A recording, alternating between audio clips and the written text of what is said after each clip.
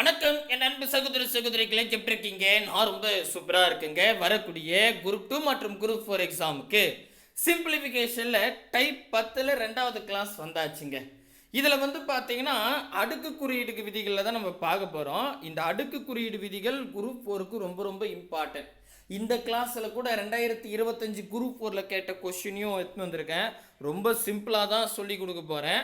இப்போ தான் நீங்கள் ஃபஸ்ட்டாக இந்த வீடியோ பார்க்குறீங்கன்னா நீங்கள் என்ன பண்ணுங்கள், பிளேலிஸ்ட்டில் 2026 குரூப் 4 சிம்பிளிஃபிகேஷன் அப்படின்னு இருக்கும். அதில் 10வதுல ஃபஸ்ட் கிளாஸ் பார்த்துட்டாங்க டைப்பில், சரிங்களா? அப்போ தான் தெளிவாக புரியும். இல்லை நான் பார்த்துட்டேன் சார் அப்படின்னா ஒன்றும் பிரச்சனை இல்லை. இப்போ பாருங்கள், தெளிவாகவே சொல்லிடுறேன், சரிங்களா? 130வது கொஸ்டின்லேருந்து ஸ்டார்ட் பண்ணிப்போம். 20/11/2021 டிஎன்பிசியில் கேட்டிருக்காங்க. என்னென்னா 2/10 பாதி எவ்வளவு அப்படின்னு கேட்டிருக்காங்க. இப்போ நமக்கு என்னென்னா பொதுவாக நீங்களே பாருங்களேன், இப்போ 15ன்னு இருக்கு, இல்லை 18ன்னு இருக்குல்ல. இந்த 18ல் பாதி எவ்வளோப்பா அப்படின்னு கேட்டால் நீங்கள் என்ன சொல்லுவீங்க? 18ல் பாதி எவ்வளோ? 9ன்னு சொல்லுவோம், கரெக்டாக? அது எப்படி சொல்கிறீங்க? அதாவது 18 கீழே நம்ம கணக்கு பிரகாரம் போட்டால் 2 போடும், அதான் பாதி, கரெக்டாக? பொதுவாக பாதின்னு சொல்லிட்டாவே இப்போ 18ல் பாதி என்னென்னா மனசுல என்ன பண்ணீங்க? 18ல் பாதி 9ன்னு சொல்லுவோம். அதை நம்ம எழுத்துப்பூர்வமாக எழுதுனா எப்படி செய்வோம்? மேலே 18 இருக்கும், கீழே 2 இருக்கும், 2 போட்டால் அதுக்கு பாதின்னு அர்த்தம், கரெக்டாக? அப்போ என்ன பண்ணுவோம்? 2ல் பாதி 1, 18ல் பாதி 9பா, அப்போ 9ன்னு நம்ம சொல்லுவோம். அப்போது நம்ம ஒரு எண்ணில் பாதின்னு சொல்லிட்டாவே அந்த எண்ணுக்கு கீழே 2 போடணும். இதுதான் ப்ரொசீஜர், ஆமாவா? கரெக்டு தானுங்க, புரியுதுங்களா? ஆமாம். அப்போ இங்கே என்ன சொல்கிறாங்க, அதாவது இருங்க இதை அழிச்சிடுவோம். இங்கே என்ன சொல்கிறாங்க, 2/10ன்னு சொல்லிட்டாங்க. இதை பாதியாக மாற்றணுமா? அப்போ நம்ம பாதியாக மாற்றினா ஃபஸ்ட்டு என்ன பண்ணுவோம்? கீழே 2ன்னு போட்டுப்போம், ஆமாம் தானே? கரெக்ட். இப்போது அதே மாதிரி உங்களுக்கு நான் சொல்லியிருக்கேன். அதாவது ஒரு எண், இப்போ எக்ஸுன்னு ஒரு எண் இருக்குப்பா. இந்த எக்ஸின் எண்ணுக்கு பவரில் எப்போவுமே 1 இருக்குன்னு அர்த்தம். அதே மாதிரி கீழே 1ன்னு இருக்குன்னு அர்த்தம். அதை நம்ம என்ன பண்ணுறது இல்லை, அது 1க்கு வேல்யூ இல்லாதால நம்ம அதை எழுதித்தல, சரிங்களா? எந்த ஒரு எண் எடுத்துக்கிட்டாலும் அந்த எண்ணுக்கு தலை மேலே 1 இருக்குன்னு அர்த்தம், அந்த எண்ணுக்கு கீழே 1 இருக்குன்னு அர்த்தம், ஓகேவா? அப்போது நம்ம வந்து இங்கே என்ன பண்ண போகிறோம்? அடுக்கு குறியீடு விதிகள் மூலமாக நம்ம சால்வ் பண்ண போகிறோம். அப்போ இந்த இடத்துல கண்டிப்பாக 1 இருக்குன்னு அர்த்தம், ஆமாவா? கரெக்டாக பாருங்கள், புரியுதுங்களா இது வரைக்கும்? ரைட்டுங்க. இப்போது இதை நம்ம பாதியாக மாற்றணும்னு சொல்லிட்டாங்க. இங்கே பாருங்கள், நமக்கு ஒரு விதி இருக்குது. என்ன விதி? நம்ம அந்த விதி கூட காமிக்கிறேன். அது பாருங்கள், இந்த ஷேப்பில் இருக்குது. அதாவது அடிமானம் சமமாக இருந்து வகுத்தல்ல இருந்தால், அடிமானம் இப்போ a/m, அதே மாதிரி a/n வச்சுக்கோங்களேன். அடிமானம் சமமாக இருக்குது ஏன்னு, வகுத்தல் இருக்குது. வகுத்தல்ல இருந்தால் நம்ம என்ன பண்ணிக்கலாம், அந்த அடிமானத்தை அப்படியே 1 டைம் எழுதிக்கிட்டு அடுக்கில் பவரில் இருக்கிற எம்மையும் என்னையும் கழிச்சிட்டா இதாங்க ஆன்சர். அடிமானம் சமமாக இருந்து வகுத்தல்ல இருந்தால் பவரை கழிச்சுக்கணும். இதான் வகுத்தல் விதின்னு நம்ம பார்த்தோம், கரெக்டாக? கரெக்டுங்களா? ஞாபகம் இருக்கா? ரைட்டு. அப்போ இதே மாதிரி தான் இப்போ பாருங்கள், அடிமானம் 2ன்னு சமமாக இருக்குது. அதுவும் எப்படி இருக்குது? வகுத்தல்ல இருக்குது. அடிமானம் சமமாக இருந்து வகுத்தல்ல இருந்தால் அந்த 2 அப்படியே வச்சுக்கிட்டு பவரை மட்டும் கழிச்சுக்கணும். அப்போ என்ன பண்ணிக்கலாம், பவர் 10ன்னு இருக்கா, -1, அவ்வளோதாங்க. இங்கே பாருங்கள், இந்த பவரை கழிச்சுக்கிட்டேன், அவ்வளோதான். புரியுதுங்களா? அப்போ 10ல் 1 போச்சுன்னா 9ன்னு வரும். அப்போ 2/9 தான் ஆன்சர், அவ்வளோதாங்க. 2/9 ஆப்ஷன் சி தான் சரியானது. 1 செகண்டில் போட்டுடலாம்.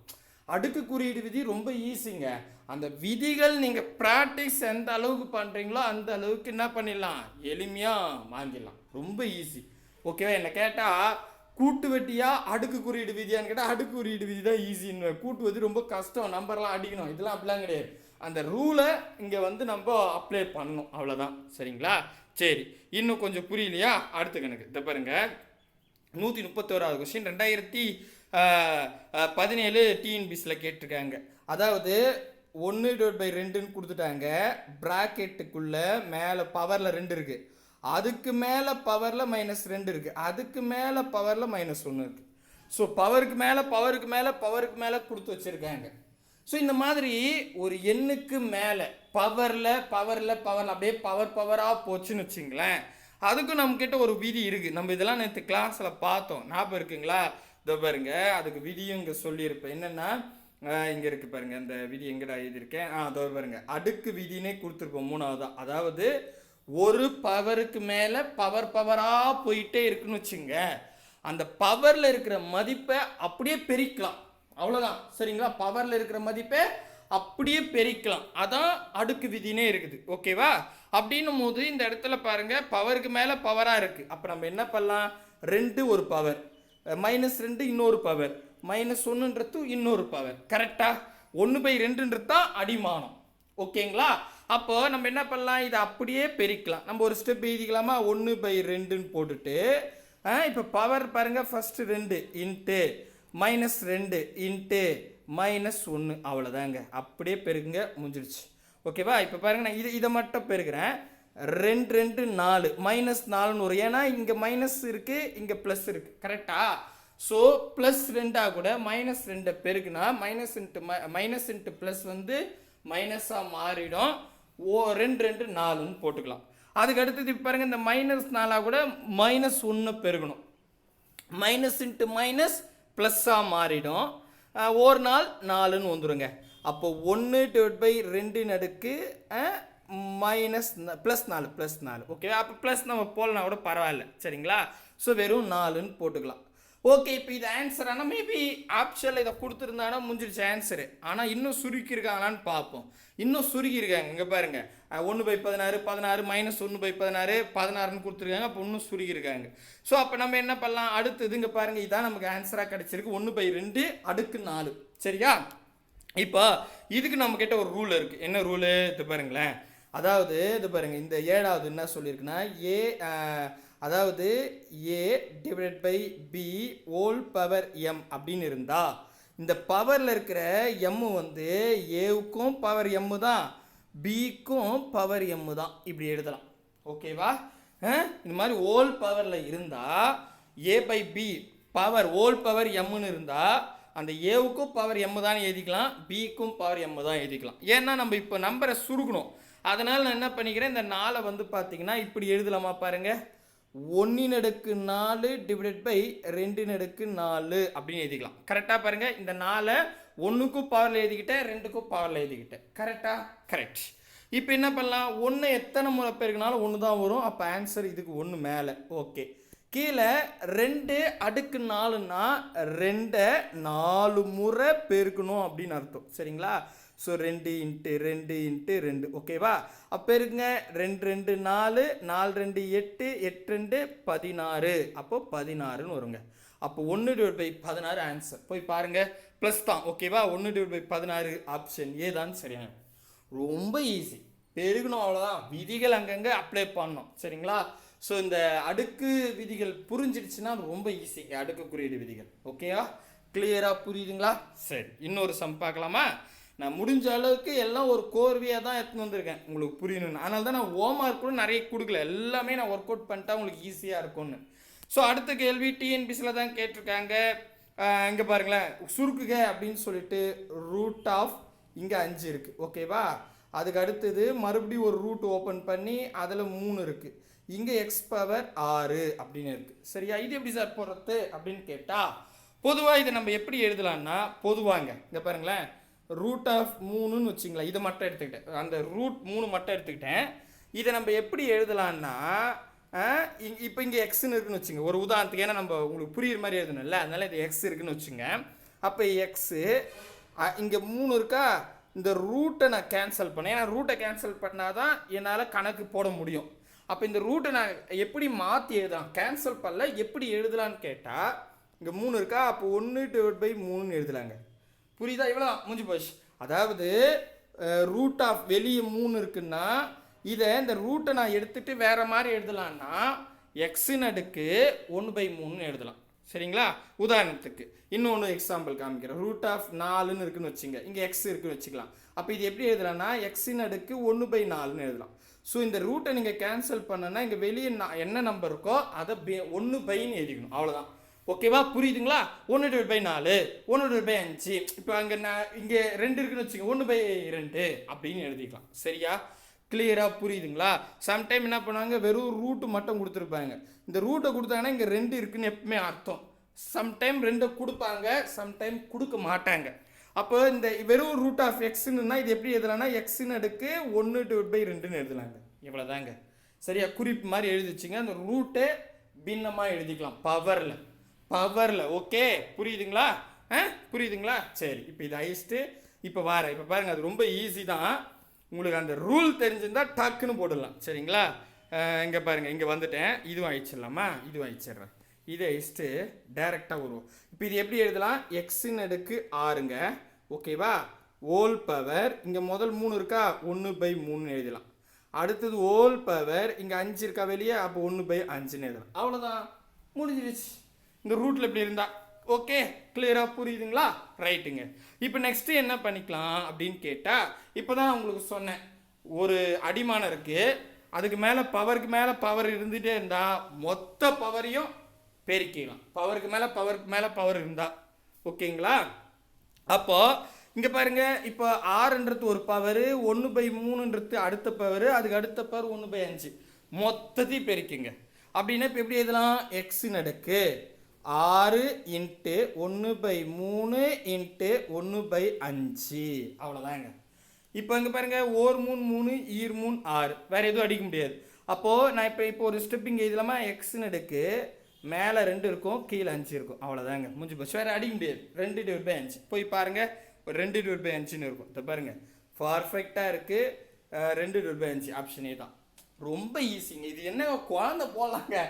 உங்களுக்கு வழிமுறை தெரிஞ்சுட்டா நீங்களே சொல்லுங்கள், இதில் என்ன கஷ்டம்னு சொல்லுங்கள். இது கஷ்டம்பா அப்படின்னு. சரிங்களா?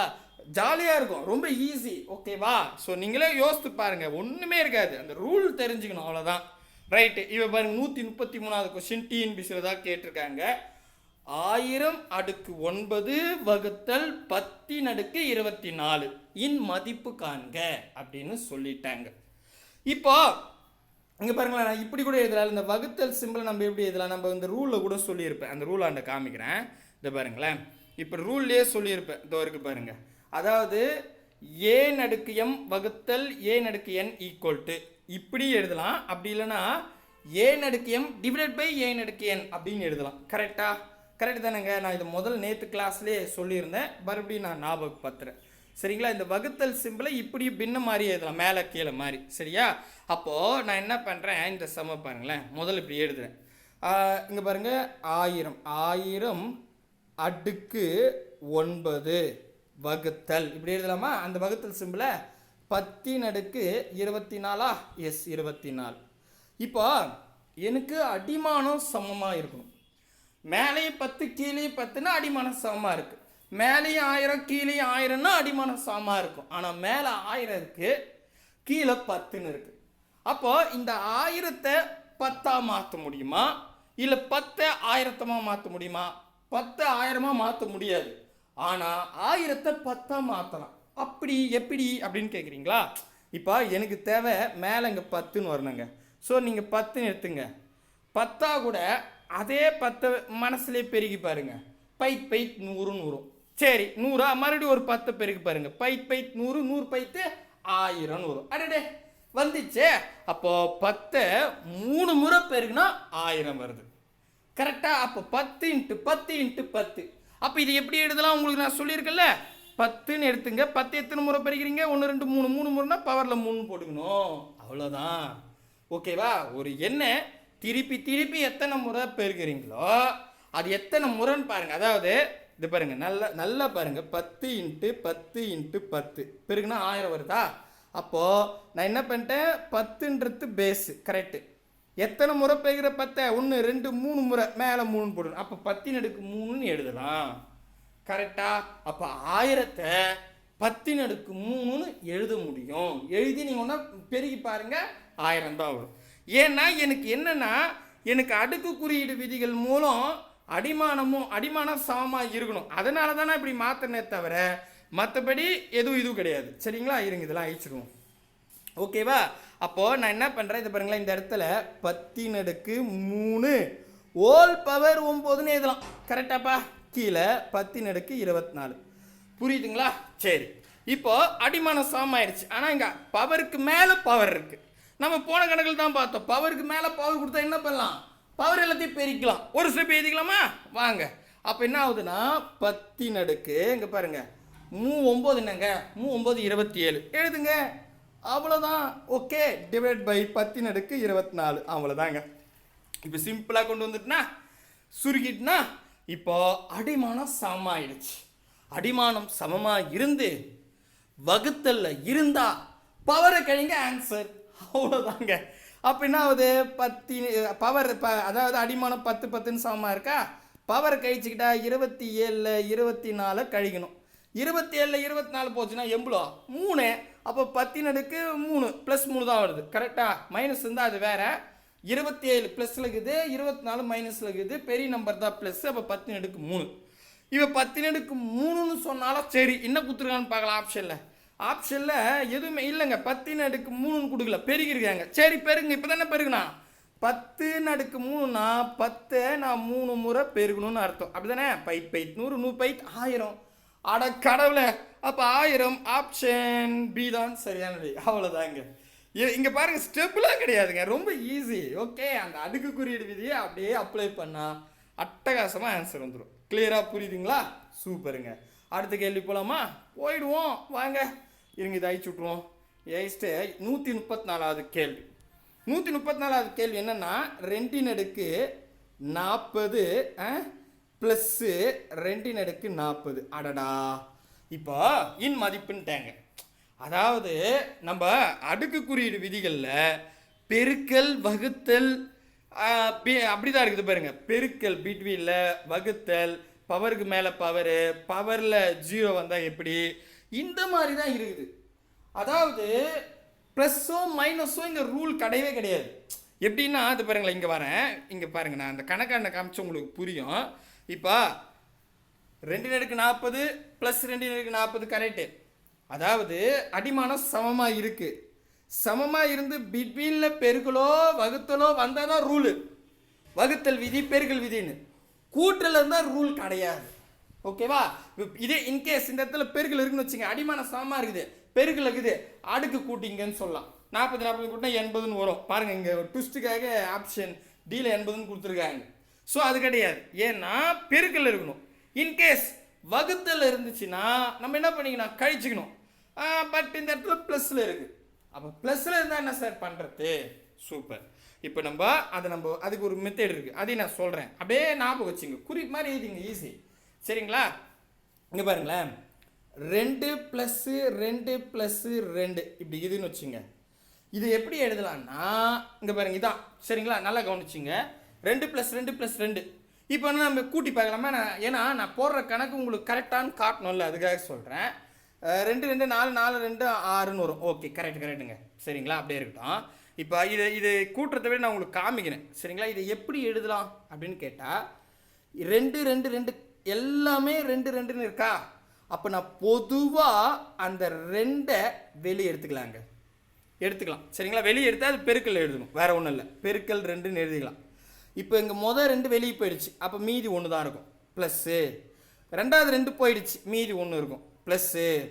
மூணாவது 2 வெளியே போயிடுச்சு, மீதி 1 இருக்கும், ப்ளஸ்ஸு. அவ்வளோதான்.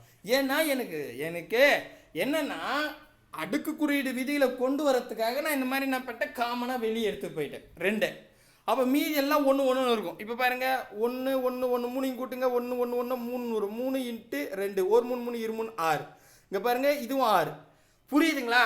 2 + 2 + 2ங்க கூட்டினா 6 வருது.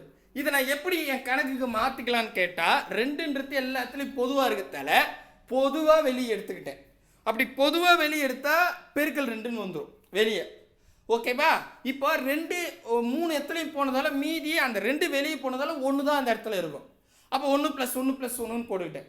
இப்போ வெளியே 2ன்னு இருக்கு, அப்போ இருக்குல்ல, இந்த இடத்துல என்ன இருக்குது, 1 + 1 + 1னா கூட்டுங்க 3ன்னு வரும். அப்போ 3 × 2 அப்படின்னு எழுதலாம். 3 2 6ன்னு வரும். இப்படி எழுதலாம். புரியுதா? ஏன்னா இந்த இடத்துல நான் ஒரு பெருக்கலை உருவாக்குறதுக்காக காமனாக இருந்தால் தான் வெளியே போகும். இன்கேஸ் இந்த இடத்துல 3 இருக்குன்னு வச்சுங்க, வெளியே போவாது. ஓகேவா? புரியுதுங்களா? எழுதுந்து ரைட்டுங்க. அட கடவுளை, என்னங்க குழந்தை, இதெல்லாம் நம்ம 8வது பச்சுதுங்க. 8வது நீங்கள் பச்சிங்கல்ல, அதில் சொல்லி கொடுத்துருப்பாங்களே, அந்த வார்த்தையை சொல்லி கொடுக்கலையா? என்னவோ போங்க. சரி, இப்போ என்ன ஆகுதுன்னா இங்கேயே 2 அடுக்கு 40, இங்கேயே 2 அடுக்கு 40. அப்போ நான் பொதுவாக 2 × 40 வெளியே எடுத்துக்கிறேன். ஓ 40 ஓகேவா, 40 வெளியே எடுத்துக்கிட்டேன் ஓகேவா. அப்போ இந்த இடத்துல இன்ட்டு போட்டுடுறேன். இப்போ ப்ராக்கெட்டுக்குள்ளே ஃபஸ்ட்டு 2 × 40 வெளியே போயிடுச்சு, அப்போ 1 தான் இருக்கும். ப்ளஸ்ஸு இங்கே ரெண்டாவது இருக்கிற 2 × 40 வெளியே போயிடுச்சு, அப்போ 1 தான் இருக்கும். இப்படி எழுதலாம் ஓகேவா. இப்போ 2 இங்கே உள்ள பாருங்கள் 1 + 1 2ன்னு வருமா, 2 × 2 × 40ன்னு எழுதலாம். கரெக்டாப்பா, கரெக்டுங்களா? கரெக்ட். இப்போ இங்கே பாருங்கள், எப்போவுமே தனித்து ஒரு நம்பர் இருந்தால் அந்த பவரில் வந்து 1 இருக்குன்னு அர்த்தம், கீழே 1 இருக்குன்னு அர்த்தம்னு சொல்லியிருக்கேன். அதனால் இந்த இடத்துல நான் பவர் மட்டும் 1 வச்சுக்கிட்டேன்.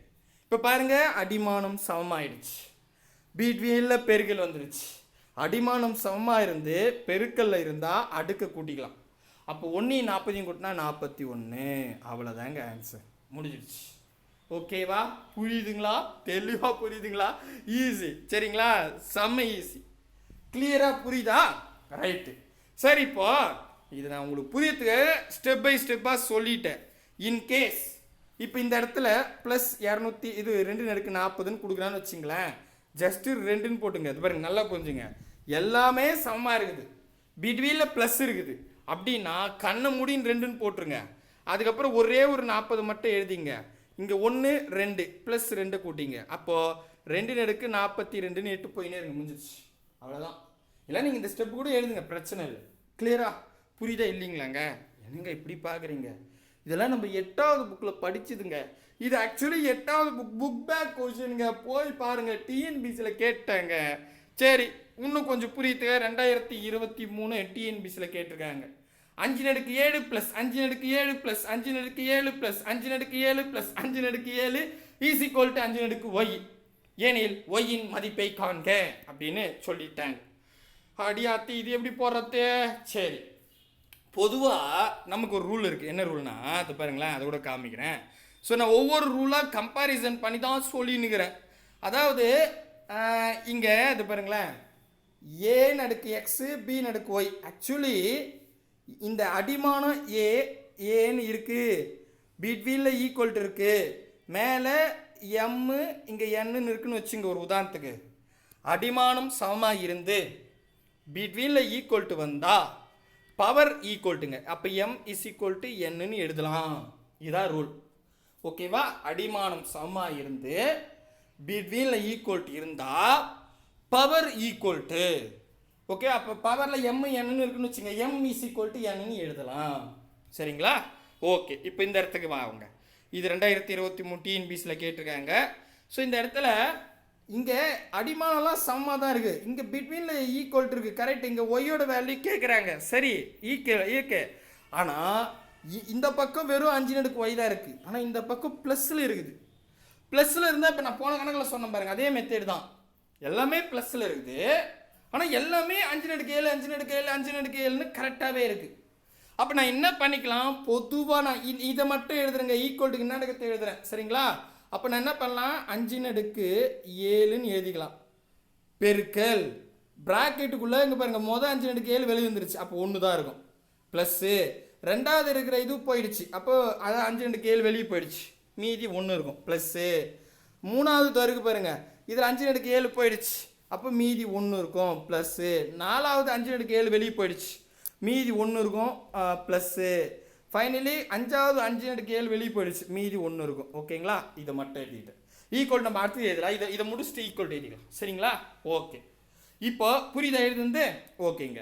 இப்போ என்ன பண்ணலாம், உள்ளே இருக்கிற நம்பர்லாம் கட்டுங்க. 1 2 3 4 5ங்க. அப்போது 5⁻7 × 5ன்னு எழுதிக்கலாம். புரியுதா? இப்போ வெறும் 5ன்னு இருந்தால் அது பவரில் 1 இருக்குன்னு அர்த்தம். Equal to 5⁻y. அவ்வளோதான். இருங்க, இது ஒழுங்காக வரல இந்த இதில். 5⁻y அப்படின்னு எழுதிக்கலாம். இப்போ நல்லா கவனிங்க, இதை முடிச்சிடுவோம், இதுக்கு வருவோம். அடிமானம் சமமாக இருக்குது, பிட்வீனில் பெருக்கல் இருக்குது. அடிமானம் சமமாக இருந்து பெருக்கல்ல இருந்தால் அடுக்க கூட்டிக்கலாம். எப்படி? வெறும் 5ன்னு எழுதிக்கிட்டு அடுக்கு 7 1 கூட்டினா 8ன்னு வரும். Equal to 5⁻y.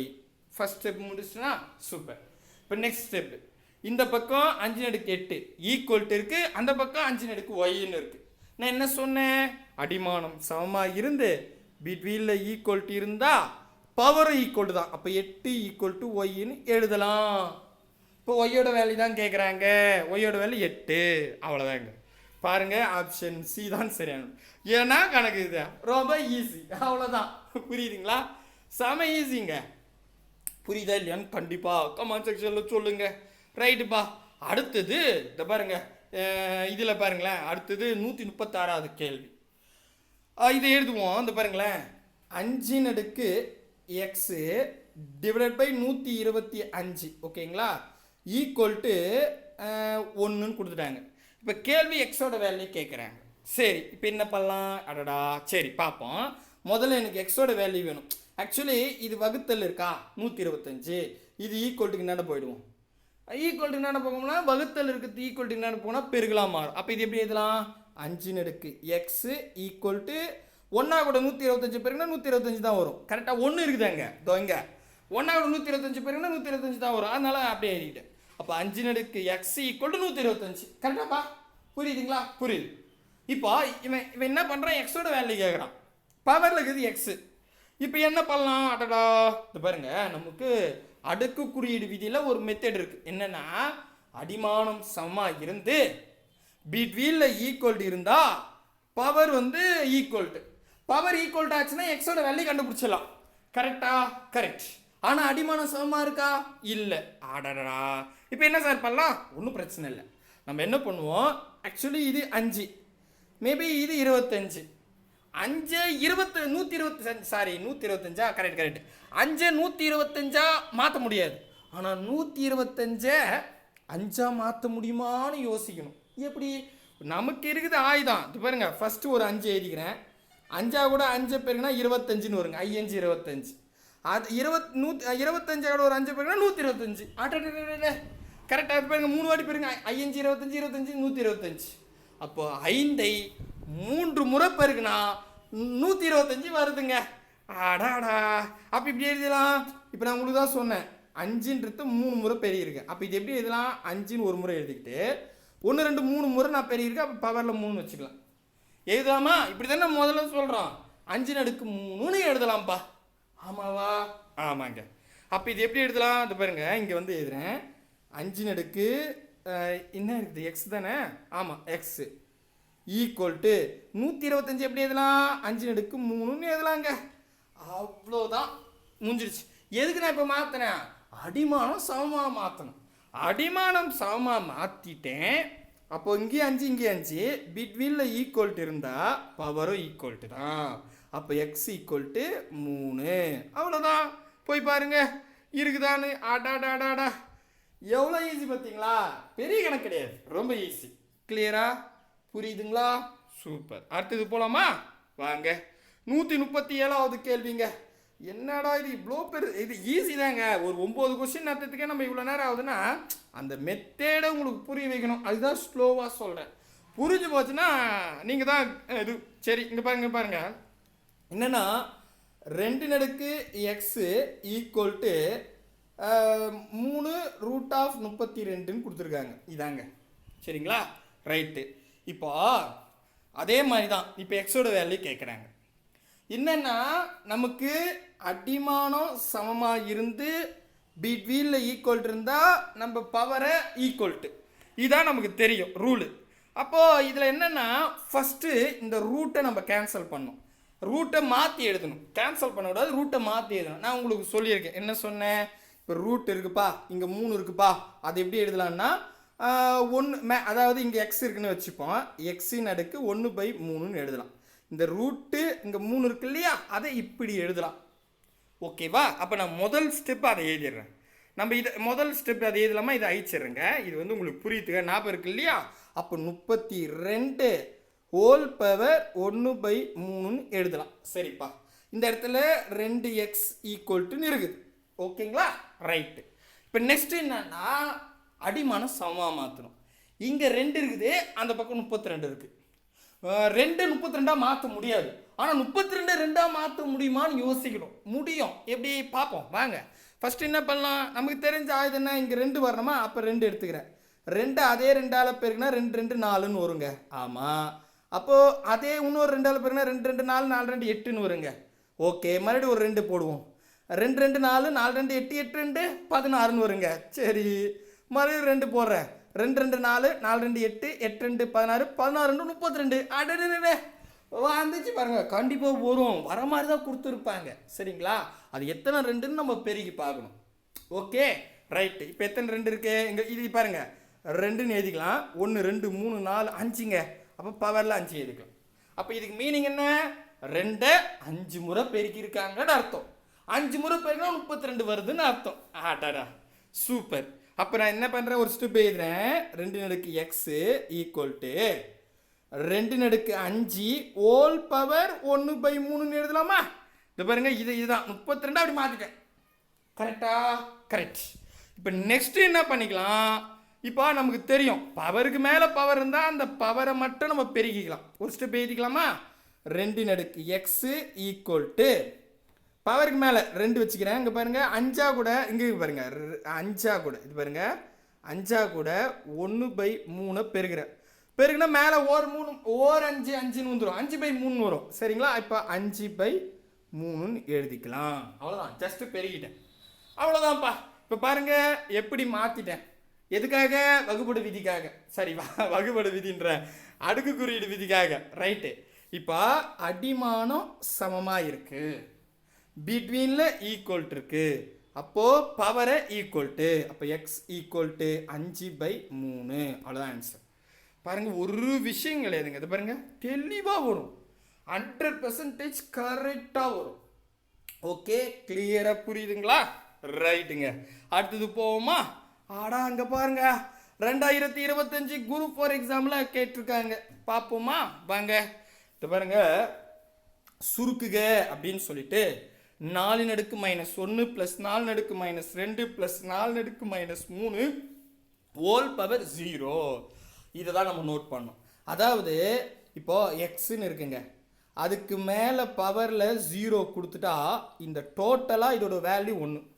எனிதிங் எந்த நம்பராக இருக்கட்டும், எழுத்தாக இருக்கட்டும், பவரில் 0 இருந்தால் அதோட ஆன்சர் 1ங்க. ஓகேவா? அப்போ இது பாருங்க, இது ப்ராக்கெட்டுக்குள்ளே தான் இவ்வளோக்கு மேலே 0 இருக்குது. அப்போ இது ஃபுல்லாகவே 1ன்னு மாறிடுச்சு.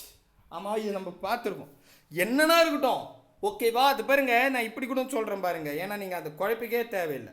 ஃபார் எக்ஸாம்பிள் 100 நானே போடுறேன், plus 150 plus 2500. Okay, whole bracket போட்டு மேலே 0 போட்டுனா இங்கே பாருங்கள், இந்த ப்ராக்கெட்டுக்கு மேலே 0 இருக்கா? அப்போ இது ஃபுல்லாக 1. அவ்வளோதான் ஆன்சர். ஓகே, அதுதான் நம்ம சொல்லியிருக்கோம். எனிதிங் இது பாருங்கள், 0 விதினே இருக்கும். இது 2018 குரூப் 4ல் கூட கேட்டிருப்பாங்க. நான் இது பலமுறை சொல்லியிருக்கேன். சரிங்களா? அது வரைக்கும் பாருங்கள், எங்கே இருக்கு? இது பாருங்கள், பூஜ்ஜிய அடுக்கு விதி. அதாவது எனிதிங், அதுதான் e⁻0ன்னு போட்டிருக்கேன். எனிதிங் எந்த நம்பராக இருக்கட்டும், எழுத்தாக இருக்கட்டும், அதோட தலை மேலே பவரில் 0 வந்துட்டா அது மொத்தமாக ஆன்சர் 1. ஓகேவா? அப்போது 2018 கேட்டதை கொஞ்சம் அட்வான்ஸாக கேட்டிருக்காங்க. ஓகேவா? புரியுதுங்களா? சரிங்க. இப்போ நம்ம என்ன பண்ணுவோம்? இது பாருங்கள், நம்ம நிறைய கணக்கு வந்துட்டோமோ? ஆமாம், இது முதல்ல அழிச்சிடுறேன்.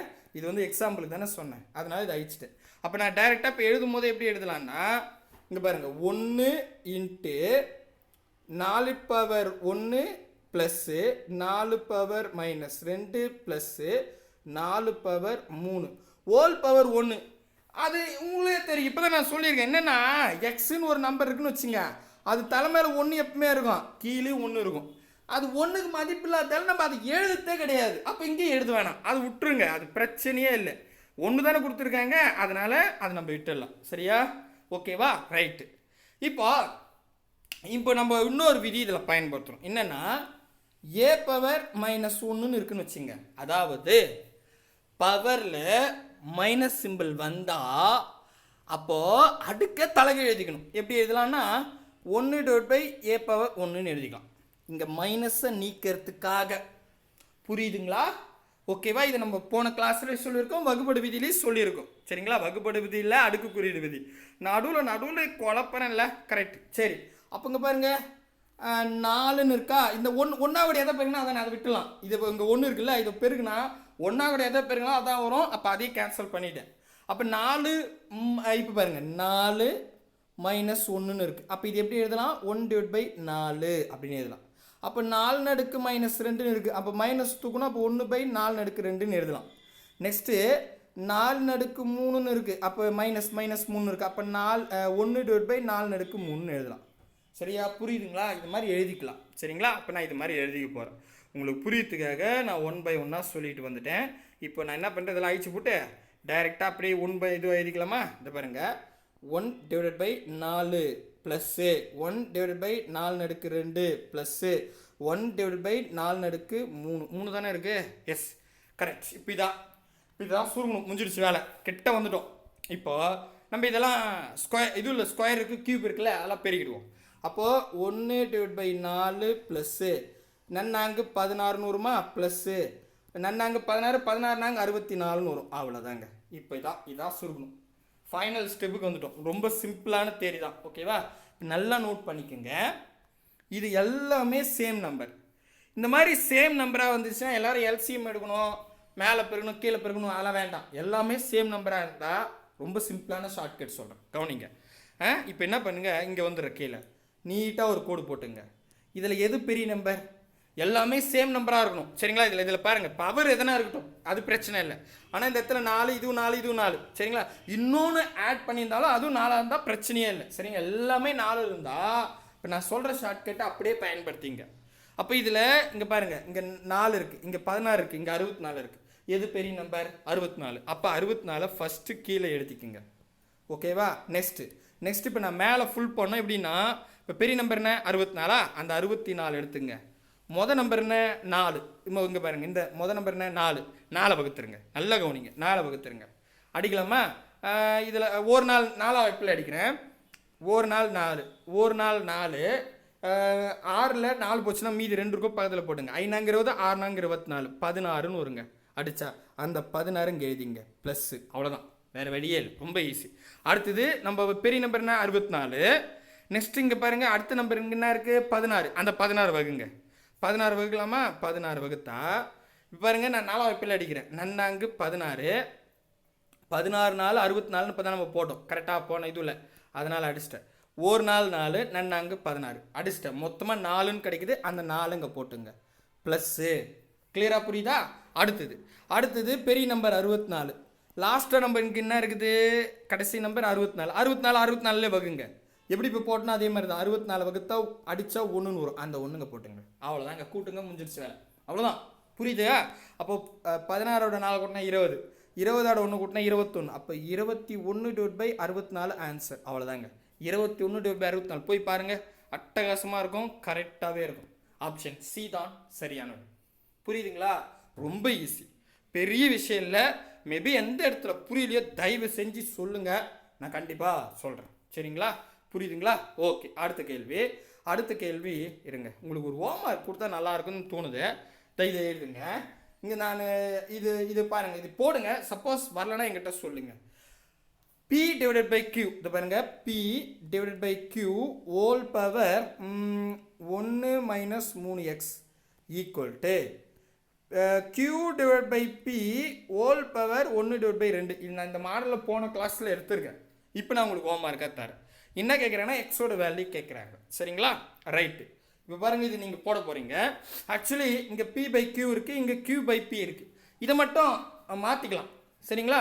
இதை நீங்கள் மாற்றினீங்கன்னா மேலே மைனஸ் போட்டுக்கணும். நான் ஒரு ஸ்டெப் இது ஒன்றா எழுதிட்டுமா, நீங்கள் அடுத்தது போடுங்க. P/Q ஹோல் பவர் என்ன இருக்குதுப்பா? 1 - 3x ஈக்குவல் டு, இப்போ எனக்கு அடிமானம் சமமாக இருக்கும். இங்கே P/Q இருக்குது, இங்கே Q/P இருக்குது. அப்போ கீழே இருக்கிற P மேலேயும் மேலே இருக்கிற Q கீழேயும் வரணும். அப்படி தலைகீழ மாற்றணும்னா இப்போ தான் நம்ம சொன்ன தலைகீழ் விதியில் என்ன? பவரில் மைனஸ் போட்டுக்கணும். அவ்வளோதான். அப்போ நான் என்ன பண்ணுறேன்? P/Q போட்டுக்கிறேன், பவரில் மைனஸ் போட்டு ப்ராக்கெட்டு 1/2. அவ்வளோதாங்க, அவ்வளோதான். -1/2. அவ்வளோதான். சரிங்களா? இப்போ அடிமானம் சமம் ஆயிடுச்சு. அப்போ பவர் வந்து ஈக்குவல் டு போடுங்க. போட்டு சுருக்குனிங்கன்னா எக்ஸோட வேல்யூ வரும். எத்தனை பேர் கரெக்டாக போகிறீங்கன்னு நான் பார்க்குறேன். சப்போஸ் வரலன்னா தெரிலனா சொல்லுங்கள். நம்ம பிரதர் சிஸ்டர் உங்களுக்கு ஷார்ட்கட் சொல்லுவாங்க கமெண்டில். அதையும் மீறி தெரியலன்னா நான் அடுத்த கிளாஸில் சொல்கிறேன். சரியா? அதோ இருக்கு பாருங்கள் ஆப்ஷனு. நான் இருங்க, இது ஐஸ்ட் ஆப்ஷன் சொல்லட்டுமா? Option A 4 power 1. இது 4 பவர் -1. சாரி, 4 பவர் -1னா இது எப்படின்னா நமக்கு ஆன்சர் 1/4ன்னு வந்துருச்சுன்னா இப்படி எழுதிக்கலாம். ஓகேவா? அடுத்தது option B 3 power minus 1, option C 2 power minus 1, option D 1 power minus 1. சரிங்களா? நான் மறுபடியும் சொல்கிறேன். இப்போ ஒரு உதாரணத்துக்கு 3 பவர் மைனஸ் 1ன்னா இது எப்படி நமக்கு ஆன்சர் வந்துருக்குன்னா 1/3 வந்தால் இப்படி எழுதலாம். சரிங்களா? அது எப்படி வருதுன்னு நீங்கள் பார்த்து சொல்லுங்கள். மறக்காமல் கமெண்ட் செக்ஷனில் கொடுங்க. கண்டிப்பாக புரியும்னு நம்புகிறேன். இன்னும் அடுத்த கிளாஸில் 2019 குரூப் 4லையும் 2018 குரூப் 2லையும் கேட்ட கொஸ்டின் நம்ம சிம்பிளாக சொல்ல போகிறோம். ஸோ கூடவே வாங்க, அரசு வேலையோடு போங்க. பாய் பிரதர் அண்ட் சிஸ்டர்.